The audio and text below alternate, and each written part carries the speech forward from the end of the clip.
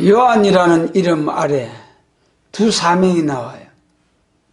이 11절에서는 세례 요한을 통해서 초림주로 오신 예수님을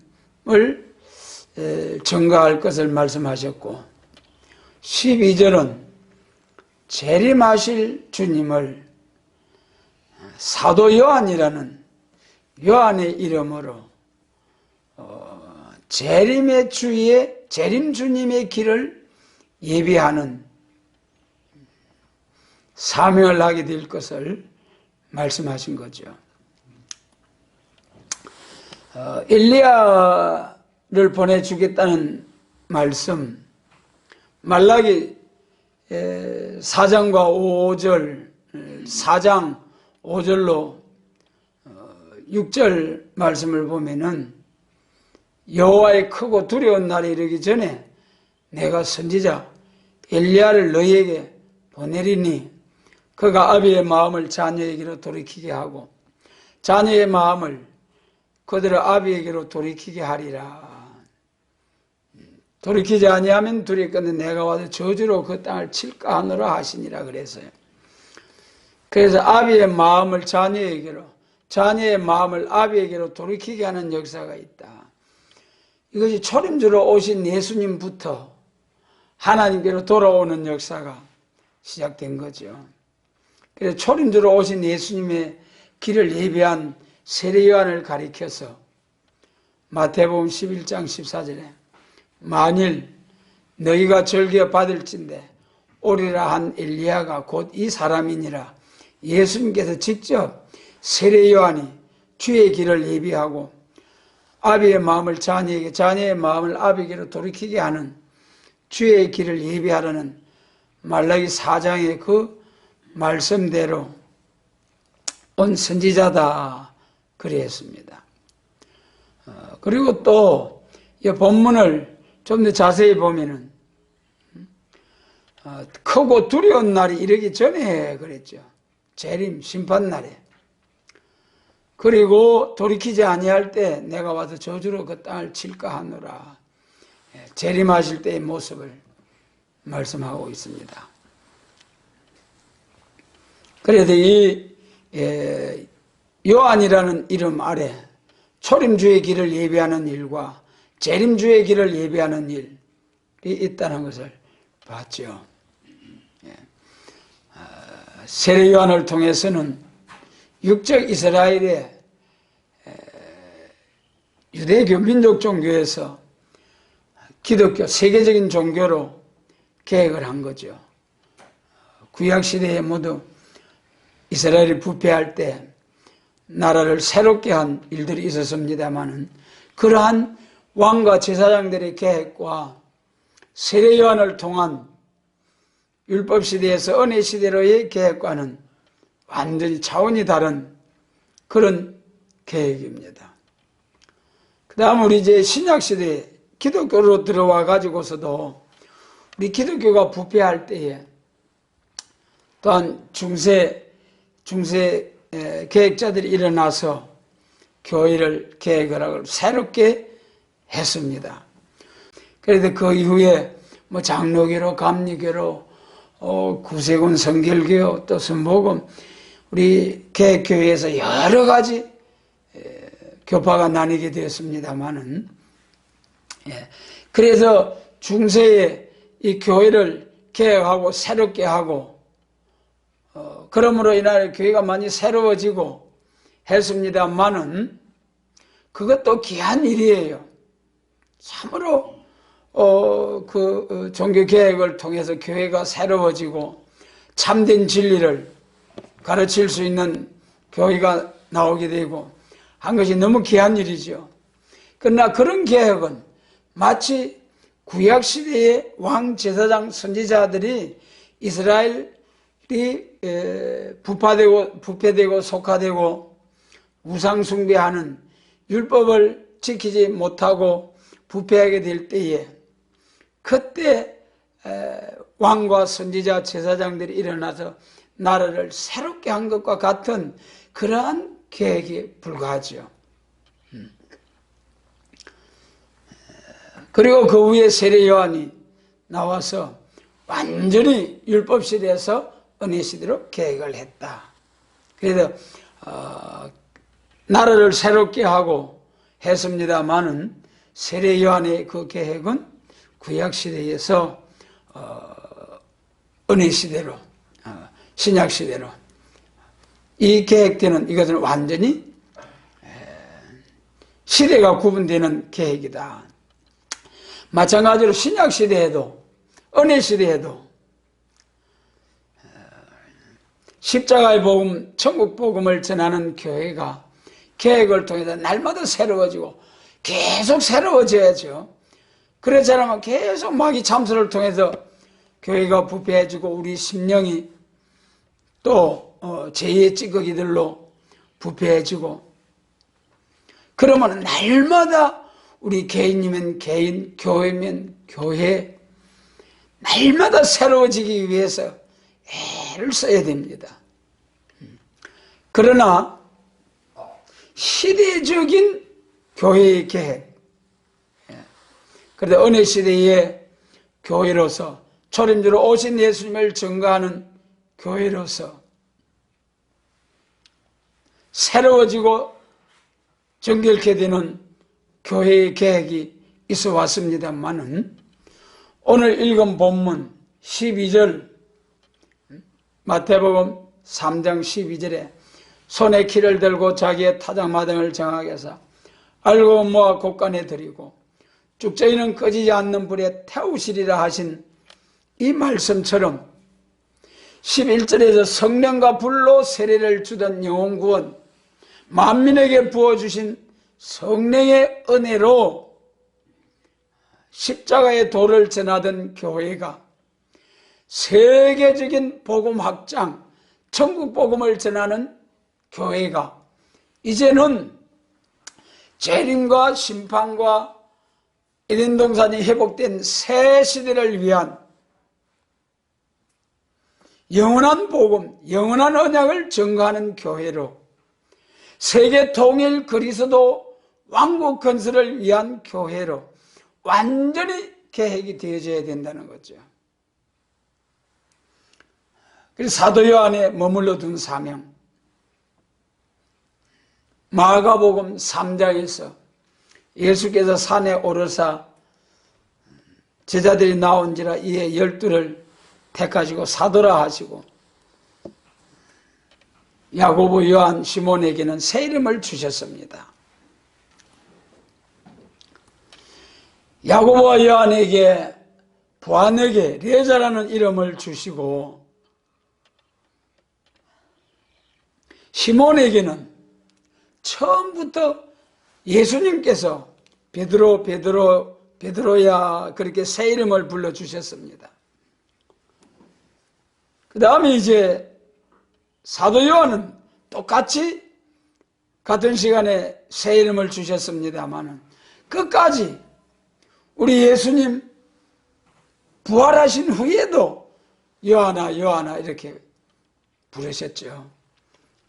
거기서도 베드로는 그때부터 내가 이 반석에 내 교회를 세우리라 하신 말씀대로 사명적인 이름대로 교회를 세우는 역사를 하게 하실 것을 암시하셨죠. 그리고 사도 요한은 요한복음 21장에서 내가 올 때까지 머물러 둔다고 하신 그 말씀과 같이 끝까지 요한아 요한아 하시고 보아너게 레자라는 우리의 아들 레자라는 이름을 불러주지 아니하셨습니다. 그래서 이 은혜 시대의 사명을 한 베드로, 내가 이 반석의 교회를 세운다는 말씀대로 사도행전 2장 성령 강림을 통해서 베드로 사도계가 다 일어나서 천국 복음을 전할 때에 각 처에서 온 사람들이 자기 나라 방언으로 전부 다 알아듣는 기적이 일어났습니다. 그리고 사도행전 3장에 안전병이를 고치고 이제 옥에 갇혀서도 천사를 통해서 옥문이 열려지게 하시고 죽은 자를 살리게 하시고 성령을 속이는 자를 책망할 때에 그 생명을 하나님이 거두어 가시는 그런 권능을 통하여 초대교회가 시작이 되어서 지금은 동서남북 온 세상 천국 복음이 한 바퀴 세계를 돌아서 이제 참 천국 복음이 땅끝까지 전해진 오늘에 왔습니다. 사도행전 1장에서 너희가 성령의 권능을 받고 땅끝까지 이르는 내 정이 되라. 그리하면은 올라가심을 본 그대로 오리라.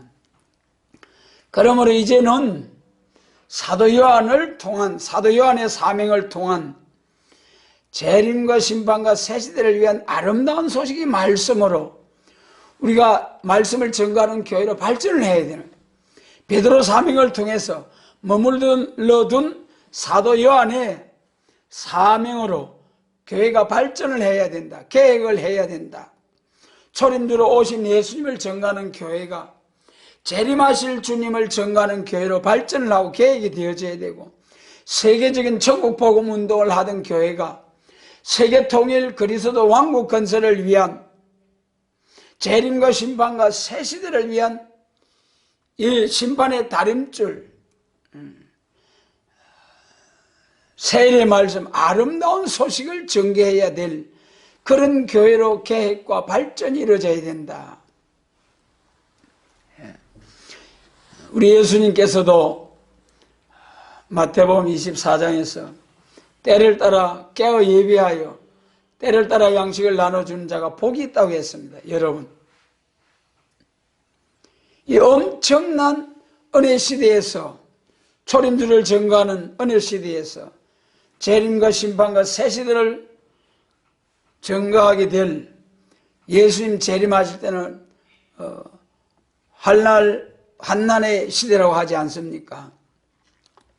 그러니까 예수님의 재림을 영접할 준비가 된 사람에게는, 성도들에게는 신랑과 같이 오시고 신랑주로 오시고, 준비되지 아니한 자들에게는 심판의 주로 오시는 우리 예수님, 심판의 주로 오실 예수님.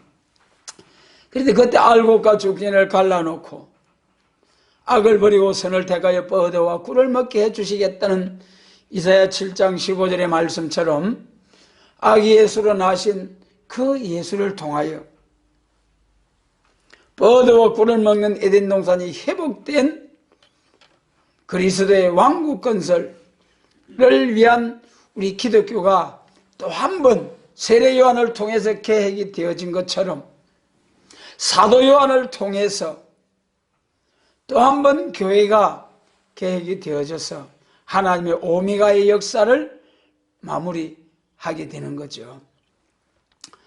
그래서 이 사도 요한의 사명을 위해서는 우리 이제 예수님이 성천하시기 직전에 요한복음 21장에서, 마가복음 3장에서는 야고보 요한에게 두 사람에게 세례를 주셨습니다만, 요한복음 21장에서는 사도 요한을 통하여 내가 올 때까지 머무게 할지라도 무슨 상관이냐, 나를 따르라. 그러면서 사도 요한에게 머물러둔 사명을 말씀하셨습니다.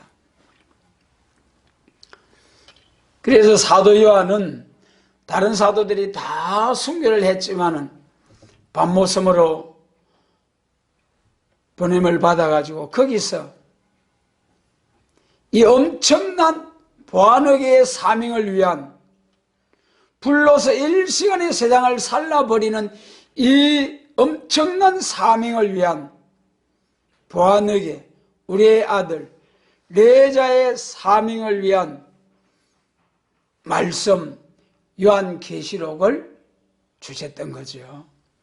그래서 사도 요한께서는 이 요한계시록을 계시로 받아서 딱 봉해놓고 가셨습니다. 그래서 사도 요한에 받은 요한계시록은 반드시 예수님 재림하실 때의 징조를 통해서 나타내 성경에 기록된 말씀대로 나타내 주시는 역사가 있게 될 것을 선지서를 통해서 말씀하셨죠.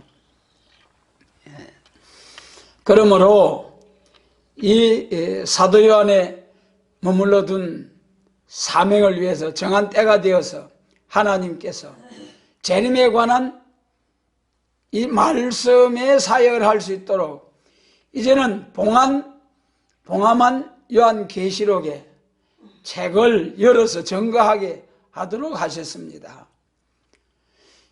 계시록 10장 7절에서 하나님의 비밀이 그종 선지자들에게 전하신 복음과 같이 이루리라, 다시 예언하리라 그랬죠. 계시록 4장 1절에서는 이후에 마땅히 될 일을 내가 내게 보이리라 그랬지 않습니까? 계시록은 앞으로 이후에 마땅히 될 일이야. 될 일. 우리 기독교에서 된 일과 될 일이 있죠. 된 일은 베드로 사명의 초림주, 될 일은 재림과 심판과 세계통일 그리스도 왕국 건설을 위한 영육 구원의 복음. 그래서 이것이 계시록 4장 1절에 이후에 마땅히 될 일을 내가 내게 보이리라 그리 하시고, 그리고 계시록 10장 7절에서는 그 이후에 마땅히 될 일을 보인다고 하시면서 10장에서는 그종 선지자들에게 전하신 복음과 같이 이루어진다는 거예요. 선지자들의 복음. 여러분, 선지서죠? 선지서의 중요성을 자세히 아셔야 됩니다. 오늘 많은 교회가 있지만 선지서에 대한 하나님의 거룩하신 뜻을 깨닫지 못하기 때문에 이 엄청난 거룩한 선지서에 대하여 말할 때에 구약 이스라엘 역사를 통해서 다 성취된 예언이다. 많은 교회가 대부분 그렇게 믿어요. 바빌론 포로와 해방받는 과정을 통해서 세일의 역사가 다 이루어졌다. 바빌론 포로에서 해방받고 돌아오는 그것이 세일의 역사다. 그렇게 믿는 교회가 대부분입니다. 그리고 또 더 이상한 교회들은 그거 육적 이스라엘 한 나라의 역사에 불과한데 그것이 우리에게 주시는 교훈이 뭐가 있느냐. 그러면서 영원한 언약, 영원한 복음, 이 엄청난 선지서의 말씀을 무시하고 멸시하는 경향이 있습니다. 그러나 선지서를 주신 이사야 선지자로부터 말라기까지 후기 예언자들의 그 예언서를 기록하게 한 이 예언서를 통해서 주시는 참된 교훈은 여러분, 그때 그 시대 상황을 들어서 육적 이스라엘 종말의 상황을 들어서 영적 이스라엘 기독교 종말에 될 일을 예언적으로 보여준 것이죠. 좀 더 구체적으로 말씀드리자면은 선지서의 그 선지서를 세 가지로 요점을 정리하자면은, 첫째는 이사야 7장 14절 그 말씀대로 누가복음 1장, 마태복음 1장에서 메시아 그리스도 처녀 동정녀 마리아를 통해서 아기 예수로 나실 것이 예언된 말씀, 그 예언의 말씀대로 메시아 그리스도가 오셔서 세계적으로 천국 복음이 전해질 것이 예언된 것이 선지서죠. 그러므로 선지서가 진짜 문자적으로 문자적으로 이루어지기 시작한 것이 메시아 오심으로부터입니다.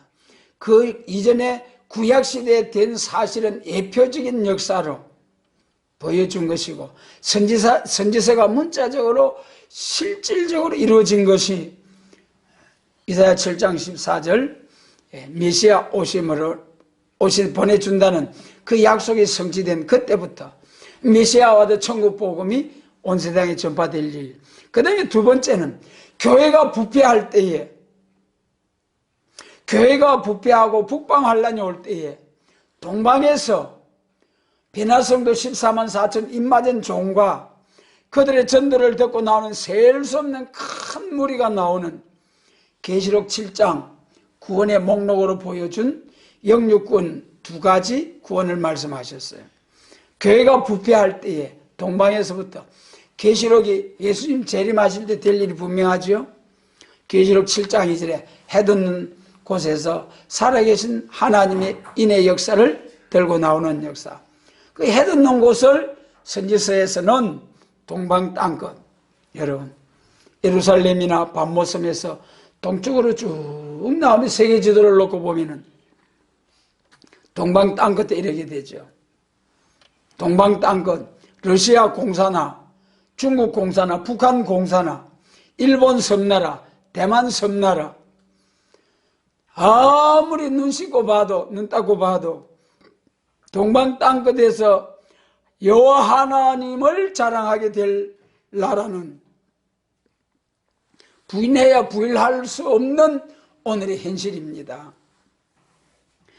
세계 여행을 많이 다닌 사람들이 쭉 이제 다닌 사람들이 말하기를 이 동북아시아의 저 북경, 베이징, 일본 도쿄, 우리나라 서울 이런 쭉 큰 도시를 비행기 타고 오다 보면은 우리나라 서울만 십자가, 붉은 십자가 꽃이 막 만발을 해가지고 참 서울을 덮고 있는, 여러분 얼마나 영광스러운 일인지요.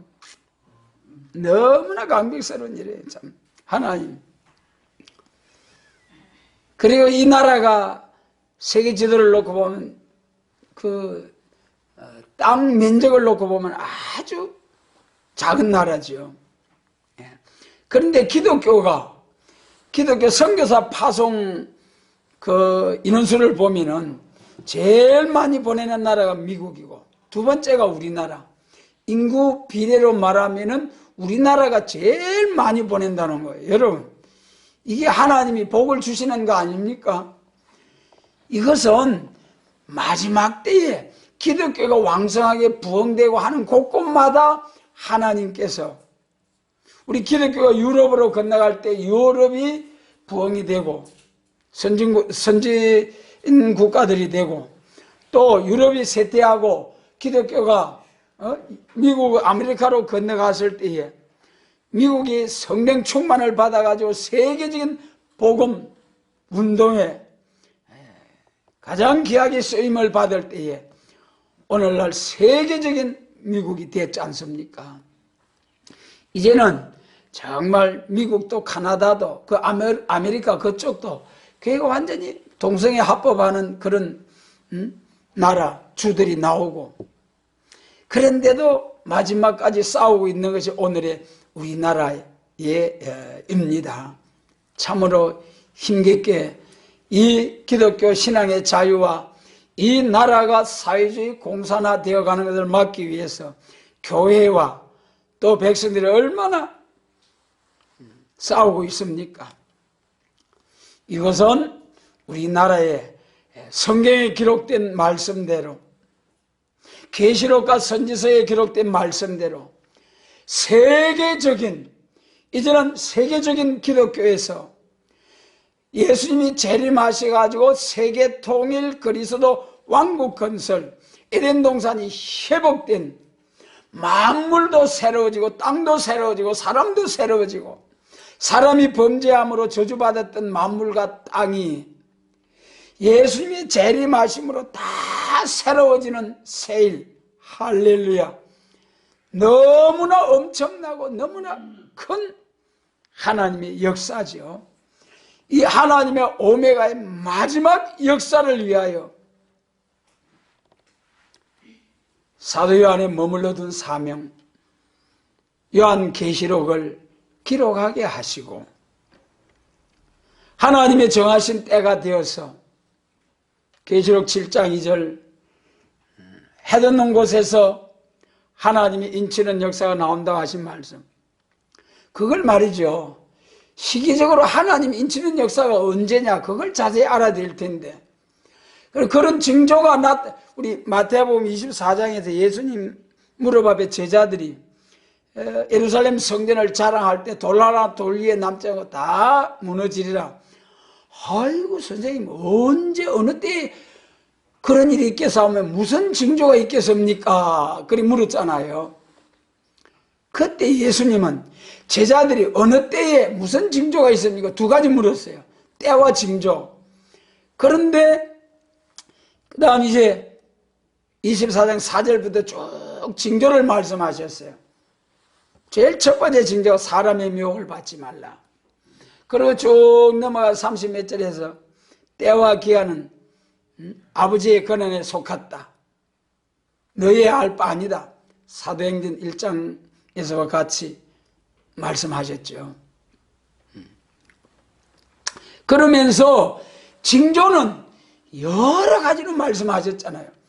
그러니까 연월일세 때를 기다리는 것보다도 징조를 보고 재림의 시기를 분별을 해서 깨어 예비하고 때를 따라 양식을 나눠주는 종이 되어 주인의 집을 맡아 다스리는 복을 받도록 하여라. 그래야 한 것이 마태복음 24장이죠. 그래서 여러분, 우리가 그날과 그 시를 손꼽아 기다리는 것은 아니고, 기다릴 것이 아니고 징조를 보고 밝히 깨달을 수 있어야 됩니다. 그래서 계시록 7장 해돋는 곳에서 하나님이 인치는 역사가 나타나는데 언제 나타나느냐, 언제? 7장 1절에서 네 천사가 바람집을 붙잡고 땅과 바다가 피해를 당치 않도록 바람집을 붙잡을 때, 그때에 해돋는 곳에서 하나님이 인치는 역사가 난다는 거예요. 땅과 바다가 피해를 당한다는 거, 핵무기, 엄청난 위력을 가진 이런 무기들 아니겠습니까? 그것이 최초의 1945년 8월에 번쩍하고 위력을 발휘하기 시작한 거죠. 그 이후에 오늘날까지 동서양대 진영, 경쟁적으로 붉은 말 공산주의와 검정말 자본주의 세력이 경제적으로 대결 냉전 시대를 거쳐오면서 무력 준비를 해서 이제는 말이죠. 이 세계 인류들은 여러 번 바싹 살라버릴 수도 있고 한꺼번에 폭발하면 지구가 깨져버릴 정도로 이 무력이 준비됐다는 거 아닙니까? 그래서 계시록 7장 1절처럼 땅과 바다가 피해를 당하게 되었는데, 그것을 그런 엄청난 피해를 당하지 아니하도록 바람집을 붙잡는 역사, 강대국들에 의해서 협상하는 청생말의 역사, 이러한 역사가 있을 때에 일시간에 세상을 불태울 수, 땅과 바다를 피해를 줄 무력 준비가 완비된 상황에서 그런 재앙을 막기 위해서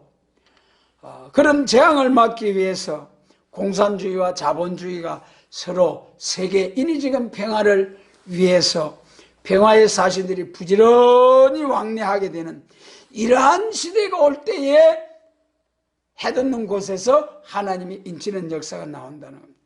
그러니 지금 이 시대 아닙니까? 그래, 이러한 징조들이 나타나기 전에 계시록을 들고 전하는 것은 이단설이 될 수 있는 거죠. 계시록 8장과 같은 3분의 1이 공산화되는 징조가 나타나야 계시록 8장의 말씀을 바로 전할 것이요, 땅과 바다를 피해를 줄 수 있는 이런 엄청난 위력의 무기들이 나와야 계시록 7장 1절이 똑바로 해석이 되는 거예요. 이런 징조, 이런 무력 준비와 이런 3분의 1이 공산화되는 1950년 이 중국의 공산화를 통해서 1917년 러시아 공산 폭동을 통해서 또 1950년 중국 공산화와 해방 이후의 위성국가들을 통해서 전부 다 3분의 1이 공산화되는 그 계시록 8장의 말씀이 성취되었잖아요. 이런 징조들을 보고 재림을 예비하라, 그 말씀이죠. 그래서 사도 요한을 통해서 이제는 요한계시록을 통하여 이러한 은혜 시대에서 환란 시대로 개혁하는 역사가 있다.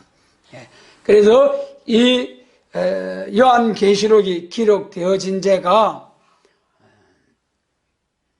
2000년의 세월이 지났잖아요. 그건 해석은 할 수가 없도록 되어진 것이죠. 그러나 정한 때가 와서 하나님께서 말씀을 나타내 준 거죠. 그래서 선지서에 보면은 북방 환란이 올 때 동방에서 종과 백성이 나온다. 그 다음에 선지서의 요점 세 번째, 아까 그 말씀을 안 드렸네요. 예수님이 다스리는 새하늘과 새 땅, 새 시대가 온다. 그것이 선지서의 세 가지 요점이죠. 그래서 지금은 두 번째, 교회가 부패할 때 계시록 18장과 같은 계시록 17장과 같은 음녀 바벨교회가 나오고 계시록 18장과 같은 한 시간의 세상을 불사르는 그런 바벨 세상이 오고, 이러한 일들이 일어날 때에 그때 마치 바벨론에서 이스라엘이 유다가 해방받고 돌아와서 새로운 예루살렘을 복구하고 회복한 것처럼 영적 이스라엘 중에 바벨교회, 바벨 세상이 될 때에 그때 해듣는 곳에서부터 새로운 교회가 나오고 종각 교회가 나온다, 그 말씀이에요. 그래서 그 말씀대로 선지자들에게 전하신 말씀, 여러분 선지서 여러 군데서 동방에서부터 나타날 걸 말씀하셨죠. 이사야 40장과 42장에서 시대적인 역사와 하나님의 3대 역사를 말씀하실 때에 반드시 이제 메시아의 역사가 있고, 그 다음에 이방의 빛이 되는 사도들을 통해서 세계적인 복음운동이 있을 것과, 그 다음에 새 일을 구하고 새 노래를 부르면서 새 시대를 이루는 역사가 있다는 것이 이사야 42장의 하나님의 3대 역사입니다. 이것이 때를 따라 양식을 나누는 역사죠. 이것을 이 시대적인 역사를 알지 못하는 종들을 향하여 42장 18절 19절 소경이 누구냐, 기머거리가 누구냐, 내 사랑하는 종이 아니냐. 여러분, 오늘 교회가 메시아 역사와 이방의 빛이 되는 사도들의 역사와 또 천국 복음을 전하는 교회가 재림과 심판과 새시대 영육권 새일, 여러분 아름다운 소식의 새일의 역사를 증거하지 못하면은 소경 기머리가 된다. 그리고 또 빛의 역사를 말씀하실 때도요, 이사야 9장에서 갈릴리에서부터 생명의 빛의 역사가 있을 것을 말씀하셨잖아요. 그 말씀대로 요한복음 4장, 누가복음에서 예수님이 요단강에서 세례를 받으시고 다시 갈릴리로 들어가셔서 회당에서 복음을 전하기 시작하셨죠. 갈릴리에서 생명의 빛을 증거하는 한다는 예언대로 말씀이 이루어진 거죠. 그래서 이사야 40장에서 시대적인 말씀을 하실 때 1절로 8절에서 사제의 소식을 전할 때에 40장 3절에서 광야에서 외치는 자의 소리로라, 높은 데 낮아지고 낮은 데 높아지는 역사에 있고, 육체는 풀과 같이 썰어진다. 하나님 말씀은 영영이 서리라. 8절까지. 그 베드로가 그 사명했잖아요. 세례 요한과 베드로가 광야에서 외치는 자의 소리, 이거는 세례 요한을 통해서 유대 광야에서 주의 길을 예비하셨고요. 육체는 풀과 같이 썰어진다. 베드로 사도께서 그걸 인용해서 말씀을 하셨어요. 오늘날까지 육체는 풀과 같이 썰어지고 부활의 소망을 안고 다 육체는 풀과 같이 썰어지는 복음. 그 다음에 중요한 것이 이제는 이사야 40장 9절에서 아름다운 소식을 전하는 자여 너희는 높은 산에 오르라. 여러분, 구원이 너무 귀하고 놀라운 축복이죠. 영원 구원만 해도 지옥 갈 인생이, 지옥을 면하고 제사함 받아 예수님이 십자가 공로로 천국 백성 천국 가게 되었으니 이것만 해도 얼마나 감사합니까? 그 은혜 감사해서 얼마나 우리의 믿음의 선진들이 순교하기까지 얼마나 순수 복음을 전해주기 위해서 목숨 바쳐 싸웠지 않습니까? 세상과 적당히 타협하고 순교하지 않고 그러면서 복음을 변질시키면서 그렇게 살아남을 수도 있는데 단호히 거부하고 순수한 복음을 시인하면서 목숨을 촉에같이 버린 이런 믿음의 선지들 때문에 우리가 순수한 복음을 받게 되고 복음이 지켜져 내려오게 되고 그랬습니다마는, 그래서 은혜 시대는 영혼구원, 육체는 흙으로 돌아가는 역사, 그것도 너무나 귀하고 감사할 일이죠. 그러나 여러분, 이사야 40장 9절 산에서부터 그러게 천국 복음, 영원한 복음은, 영혼권의 복음은 이사야 40장 3절 광야에서부터 외친다는 말씀대로 외쳤다면은 이제는 아름다운 소식, 여러분, 영육 구원의 복음이요 흙으로 돌아가지 아니하고 올라오는 음성을 듣고 호련히 변화를 받아 새로운 생기를 받고 구름 타고 올려가서 영광 중에 재림하시는 공중에서 주님을 영접하는, 신랑으로 오시는 주님을 영접하는 그 영광, 인류 최고의 영광입니다, 여러분. 그래서 썩어지고 흙으로 돌아가야 할 몸이 죽지 않고 썩지 않고 호련히 변화를 받아 들림을 받는 영광, 구름 타고 올라가는 그 광경을 한번 상상해 보자고요. 비행기나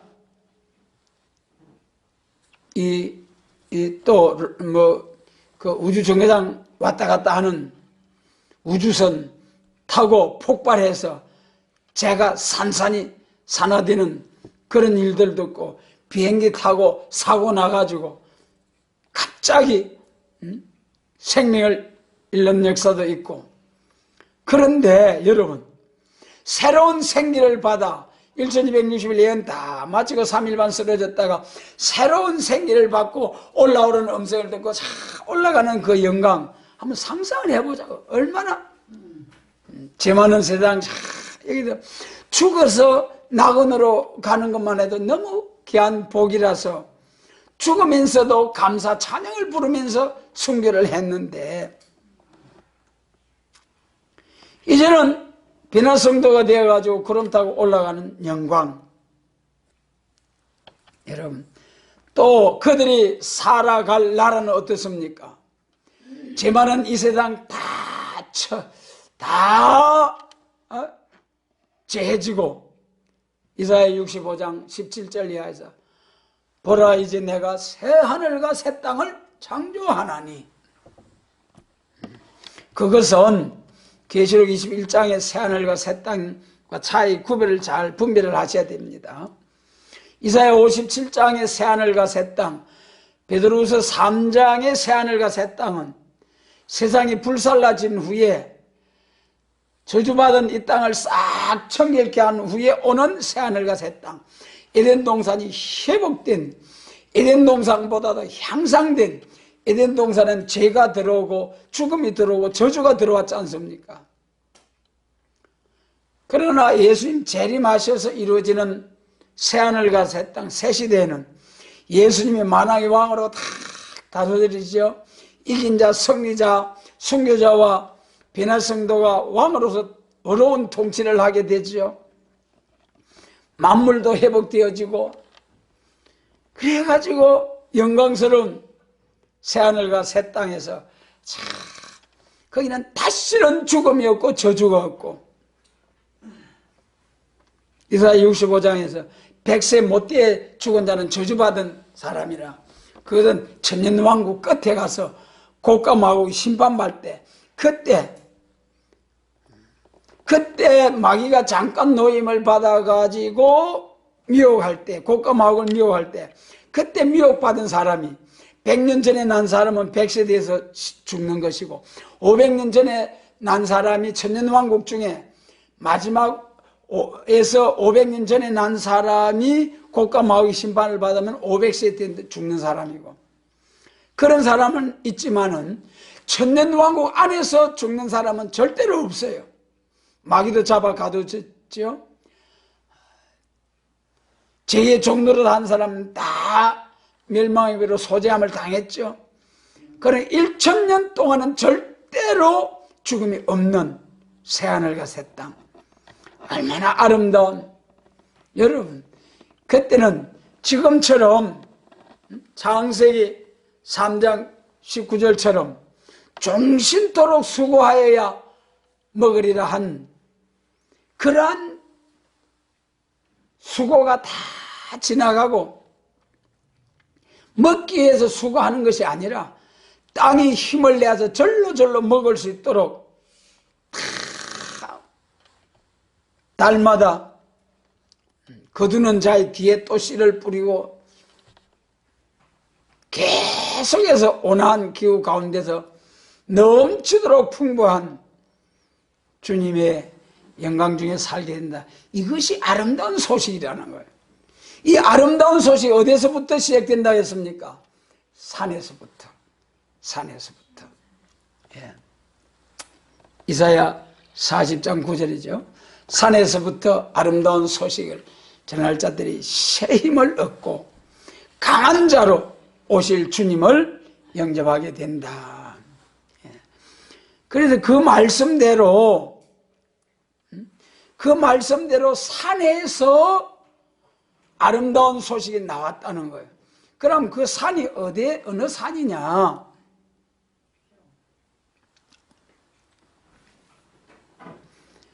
이사야 24장에서 동방에 해 돋는 곳에서 여호와의 위엄을 인하여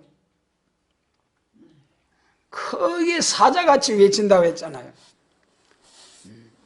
동방 바다에서, 동방에서부터. 그래서 이 계시록에 해 돋는 곳이라 한 말씀대로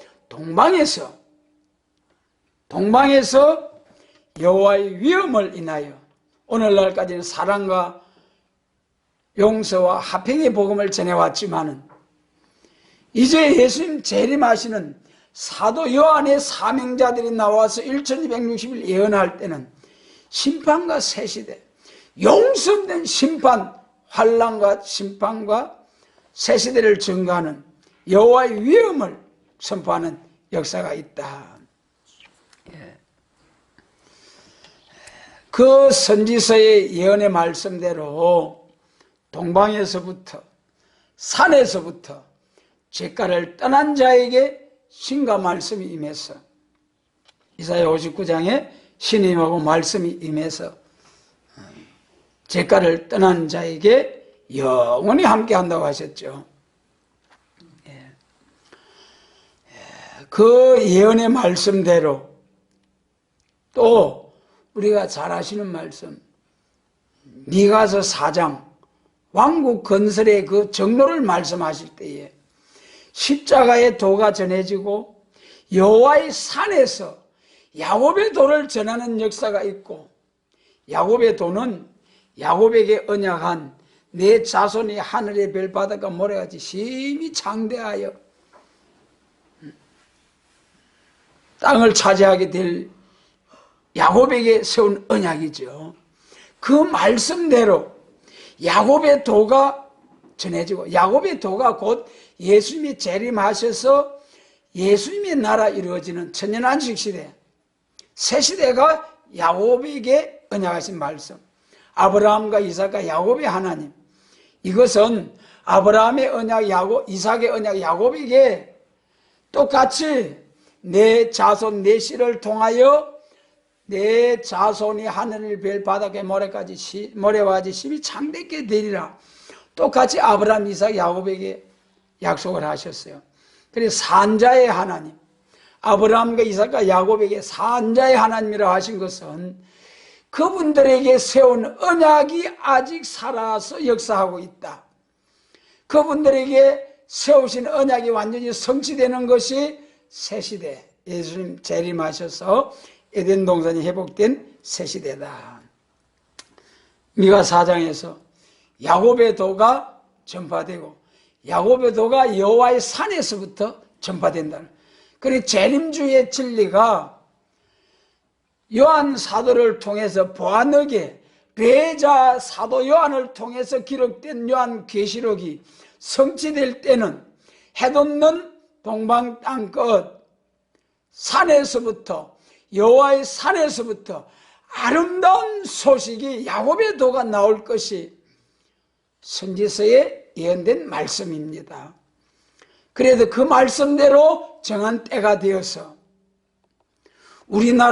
우리나라에서 하나님께서 이래자 목사님을 부르시고 산에서부터 여호와의 전의 산을 허락하시고 거기서 생수 같은 이 예언의 말씀, 계시록과 선지서의 말씀을 바로 해석할 수 있는 이름을 레자라고 계명을 하게 하시고 이 불로서 세상을 심판할 수 있는 계시록 심판의 다림줄의 복음을 바로 해석할 수 있도록 하나님께서 신으로 말씀을 나타내 주신 것이 이 아름다운 소식의 말씀입니다.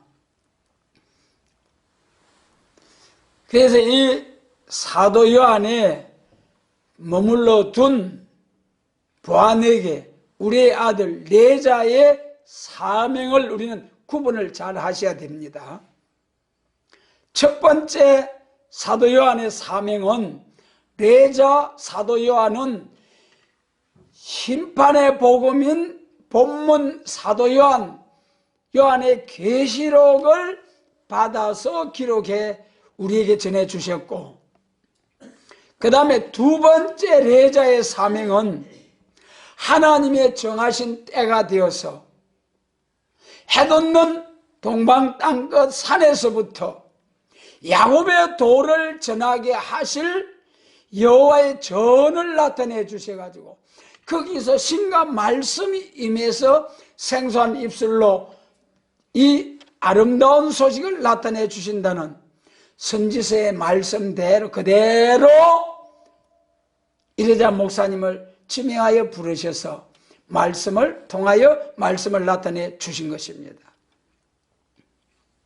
그래서 그 말씀을 받아가지고 이제 나타내 주시고 하나님이 부르심을 받으셨죠. 그래서 아직까지 불로서 벼락치듯이 심판하는 역사가 아직 안 왔잖아요. 그러니까 그렇다면 이 보아너게 우리의 아들 레자의 사명은 아직 남아있다는 거예요. 진짜 계시록 18장의 말씀대로 일시간에 세상이 불에 살라지는 그날의 하늘이 불에 닫아 풀어지고 체질이 뜨거운 불에 녹아지려니와 우리는 그의 약속대로 새 하늘과 새 땅을 바라보고 새 시대 가게 해주시겠다는 이 말씀은 아직 남아있다는 거잖아요. 레자의 사명이 아직 남아있다는 거예요. 진짜 세상을 불러서 심판하는 이 사명자들이 진짜 레자라는 거예요. 우리 조직신학 환란시대 마지막 심판기에 보면은 심판자가 누구냐? 베나성도 입맞은 종이다 그랬어요. 그 사람들이 진짜 불러서 세상을 확 살라버리는 레자의 사명을 하는 레자라는 거예요. 사명적인 계통적인 역사를 보면은 사도 요한의 보아너게 우리의 아들 레자, 본문 요한 계시록, 그 다음에 그 계시로 된 하나님의 비밀인 계시로 된 도무지 알 수 없는 하나님의 비밀한 말씀, 계시록과 선지서를 그 다음에 정한 때가 되어서 하나님께서 기록된 선지서에 기록된 말씀대로 종을 부르셔서 여호와의 산에서 야곱의 돌을 나타내 주신 두 번째 내자의 불의의 심판에 관한 말씀을 해석하는 사명을 하게 하시고 이제는 가셨죠. 그 다음에 그 말씀 나타내 주신 말씀대로 계시록과 선지서의 해석을 나타내 주신 말씀대로 우리가 말씀을 붙들고 나가다가 말씀대로 오는 남종과 여종에게 부어주시겠다고 약속하신 그 7명의 완전 역사, 계시록 11장과 같은 그 7가지의 완전 역사를 받고 비로소 땅과 바다를 밟고 백성과 나라와 방언과 임금에게 다시 예언하고 사자같이 큰 소리로 외치고 사명 마치고 이제 들림받았다가 지상 강림할 때에 그때 아마겟돈 전쟁으로서 그때 비로소 레자의 사명으로 화학 일시간에 불사르는 역사가 그때 비로소 이루어지는 거죠. 진짜 보아너게 요한 레자의 사명은 베나성도 14만 4천이 제약된 세상을 멸망의 비로 소재하듯이 싹 살라버리는 이 역사가 머물러 둔 사도 요한의 레자의 사명이다.